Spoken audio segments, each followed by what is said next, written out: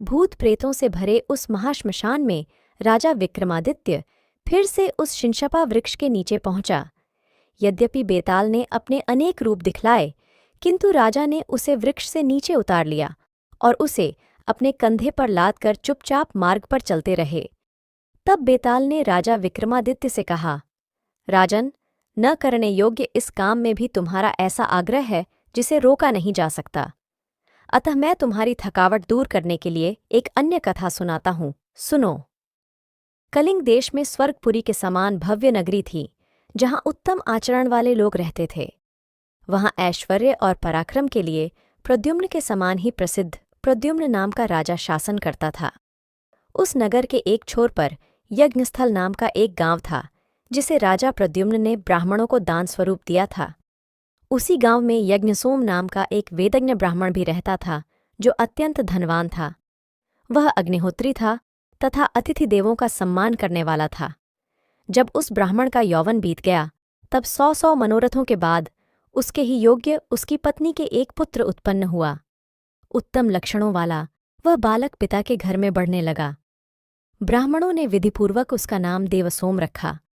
वह बालक, जिसने अपनी विद्या, विनय आदि गुणों से लोगों को वशीभूत कर लिया था, जब 16 वर्ष का हुआ तब अचानक ज्वर के कारण मृत्यु को प्राप्त हो गया। उसके पिता यज्ञसोम ने स्नेह के कारण अपनी पत्नी सहित उस मरे हुए पुत्र को आलिंगन में बांधे रखा और बहुत देर तक उसके शव को दाह क्रिया के लिए नहीं जाने दिया। बाद में वहां इकट्ठे हुए बड़े बूढ़ों ने उसे इस प्रकार समझाया, ब्राह्मण, आप तो भूत और भविष्य को जानने वाले हैं। आप क्या जल के बबूले के समान क्षणभंगुर इस संसार की गति नहीं जानते? इस संसार में ऐसे भी राजा थे, जो उन मनोहर राजमहलों में रत्नजड़ित पलंगों पर बैठे, जहां संगीत की झंकार भरी रहती थी, अपने शरीर पर चंदन का लेप करते थे और अपने को अमर समझकर उत्तम स्त्रियों से घिरे रहते और सुख भोगते थे। ऐसे महापराक्रमियों को भी काल ने अपना ग्रास बना लिया। वे भी अकेले ही उस श्मशान में पहुंचे, जहां उनके अनुयायी और प्रेत रो रहे थे और आसपास शृगाल चीत्कार कर रहे थे। चिता पर सोए उनके शरीर का मांस भी पक्षी, पशुओं और अग्नि ने खा डाला। जब उन्हें भी मरने और नष्ट होने से कोई नहीं बचा सका, तब और की तो बात ही क्या है। अतः हे विद्वान, तुम ये बतलाओ कि इस शव को कलेजे से लगाए रखकर तुम क्या करोगे? इस तरह समझाने बुझाने के बाद किसी तरह अपने मरे हुए पुत्र को छोड़ा और शव को नहलाया, धुलाया। तब उसे एक पालकी में रखकर आंसू बहाते तथा रोते पीटते हुए बंधु बांधव, जो वहां इकट्ठे थे, श्मशान ले गए। उस श्मशान में कुटिया बनाकर एक बूढ़ा तपस्वी रहता था। वह पाशुपत मत का बूढ़ा तपस्वी अघोरी था। अधिक अवस्था और कठोर तपस्या के कारण उसका शरीर अत्यंत कृश हो गया था। जब वह चलता था तो ऐसा लगता जैसे अब गिरा कि तब गिरा। उसका नाम शिव था। उसका सारा शरीर भस्म लगे श्वेत रोमों से भरा हुआ था। उसका पीला जटाजूट बिजली के समान जान पड़ता था। वह स्वयं दूसरे भगवान शिव जैसा प्रतीत होता था। वह बूढ़ा तपस्वी जिस कुटिया में रहता था, उसके साथ एक शिष्य भी रहता था। योगी ने कुछ ही देर पहले उसे बुरा भला कहा था, जिससे वह चिढ़ा हुआ था। वह मूर्ख और दुष्ट था। ध्यान और योग आदि क्रियाओं में लगा रहने के कारण उसे अहंकार हो गया था। वह भीख में मिले हुए अन्न को खाकर निर्वाह करता था। बाहर दूर से आते हुए इस जन कोलाहल को सुनकर योगी ने उससे कहा, बाहर जाकर झटपट यह तो देखकर आओ कि इस श्मशान में ऐसा शोरगुल क्यों हो रहा है, जैसा इससे पहले कभी नहीं सुना गया। बूढ़ा तपस्वी जब ऐसा बोला तो शिष्य ने उत्तर दिया, मैं नहीं जाऊंगा, आप ही जाइए, मेरी भिक्षा की बेला बीती जा रही है। ये सुनकर बूढ़ा तपस्वी बोला, अरे पेटू, धिक्कार है तुझे। आधा दिन बीत जाने पर ये तेरी कैसी भिक्षा की बेला है? इस पर उस क्रुद्ध तपस्वी ने कहा, अरे बुढ़े, धिक्कार मुझे नहीं तुझ पर है। आज से न तो मैं तेरा शिष्य हूं और न तू मेरा गुरु। मैं दूसरी जगह जा रहा हूं, तू संभाल अपना यह कमंडल। ये कहकर वह उठा और उस तपस्वी के सम्मुख दंड कमंडल रखकर वहां से चलता बना। कुछ देर बाद वह बूढ़ा तपस्वी हंसता हुआ अपनी कुटिया से बाहर निकलकर वहां पहुंचा, जहां ब्राह्मण कुमार को दाह कर्म के लिए लाया गया था। उसने देखा कि लोग तरुणाई के द्वार पर खड़े उस बालक के लिए शोक कर रहे हैं। बुढ़ापे से क्षीण उस योगी ने बालक के शरीर में प्रवेश करने का निश्चय किया।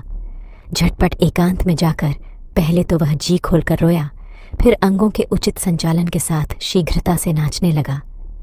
पल भर बाद यौवन की इच्छा रखने वाले उस तपस्वी ने अपना शरीर छोड़कर उस ब्राह्मण पुत्र के शरीर में प्रवेश किया।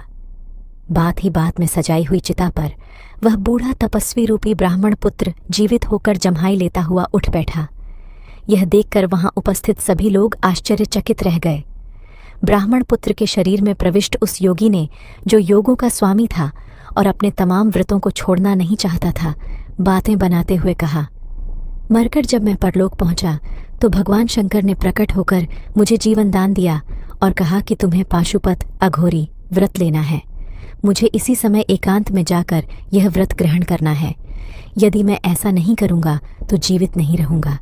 इसलिए आप सब लोग वापस लौट जाइए, मैं जा रहा हूं।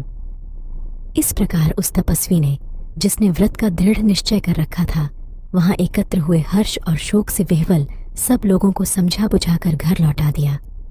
तत्पश्चात उसने उस जगह जाकर जहां उसका पहला शरीर पड़ा हुआ था, वह मृत शरीर एक गड्ढे में डाला और व्रत धारण करके युवा शरीर में वह महायोगी कहीं अन्यत्र चला गया। राजा विक्रमादित्य को यह कथा सुनाकर बेताल ने उससे पुनः कहा, राजन, अब तुम मुझे यह बतलाओ कि दूसरे शरीर में प्रवेश करने से पहले वह बूढ़ा तपस्वी क्यों रोया और फिर नाचने क्यों लगा? मुझे इस बात को जानने का बड़ा कौतूहल हो रहा है। बेताल की यह बात सुनकर शाप से आशंकित और बुद्धिमानों में श्रेष्ठ राजा ने मौन त्याग दिया और बेताल से कहा, हे बेताल, इन बातों से वह बूढ़ा तपस्वी जो अभिप्राय रखता था वह सुनो। उस वृद्ध तपस्वी ने सोचा कि इस बूढ़े शरीर के साथ बहुत दिनों तक मैं सिद्धियों की साधना करता रहा हूँ। अब मैं इस शरीर का त्याग करने जा रहा हूँ, जिसे माँ बाप ने बचपन में लाड़ प्यार से पाला था। यही सोचकर वह बूढ़ा तपस्वी दुखी हुआ और रोया था, क्योंकि शरीर का मोह छोड़ना बड़ा कठिन काम होता है। इसी प्रकार वह यह सोचकर प्रसन्नता से नाच उठा था कि अब वह नए शरीर में प्रवेश करेगा और इससे भी अधिक साधना कर सकेगा। शव के शरीर में बैठा हुआ वह बेताल राजा की यह बातें सुनकर उसके कंधे से उतरकर पुनः उसी शिष्पा वृक्ष पर जा बैठा। राजा विक्रमादित्य ने और अधिक उत्साह से उसे ले आने के लिए फिर उसका पीछा किया।